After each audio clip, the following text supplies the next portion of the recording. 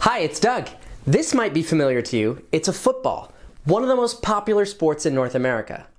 But you know, footballs haven't always looked like this. Back when football was first invented, a football looked more like this. Or like this. You can see they were more round back then. Someone named Jansen has a question about football. Let's give him a call now. Hi, Doug. Hi, Jansen.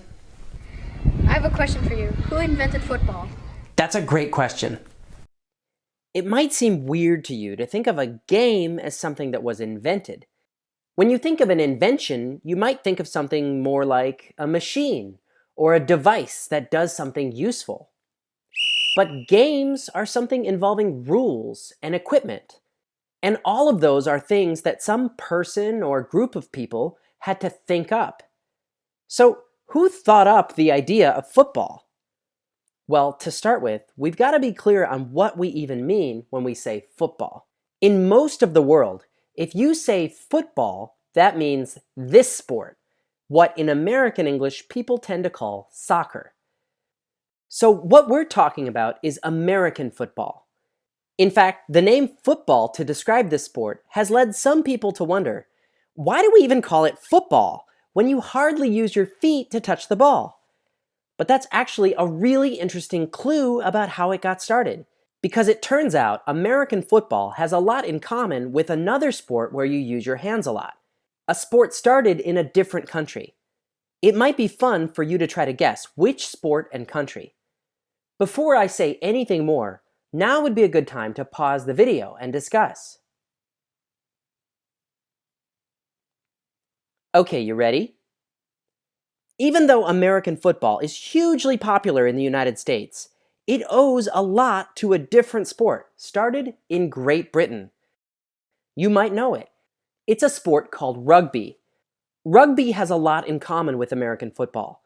Both sports involve trying to carry a ball towards a goal. Even the shape of the ball is similar. And both sports involve trying to tackle the person carrying the ball in order to stop them from reaching the goal zone. But American football has some important differences with rugby.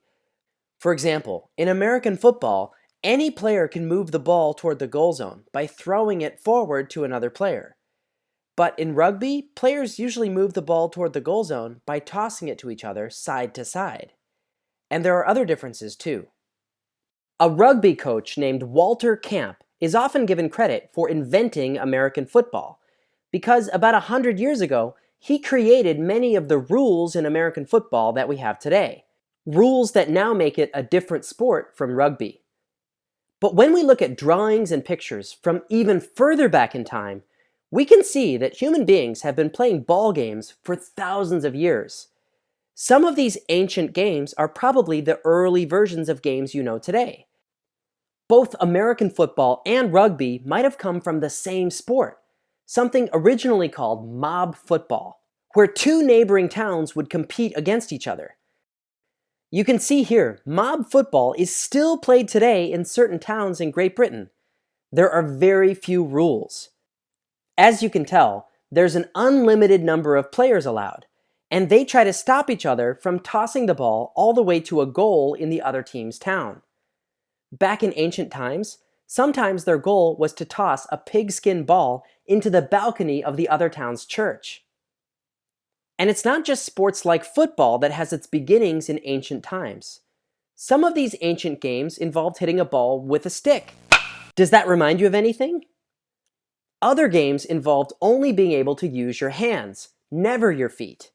Does that sound familiar? So in summary, many of the rules of American football were invented by someone named Walter Camp. But earlier versions of football have been played for centuries. That's all for this week's question. Thanks, Jansen, for asking it. Now, for the next episode, I reached into my question jar and chose 3 questions submitted to me that I'm thinking about answering. When this video is done playing, you'll get to vote on one. You can choose from: what is tape made out of? Why is the ocean salty?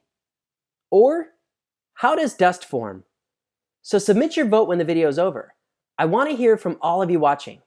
There are mysteries all around us. Stay curious, and see you next week.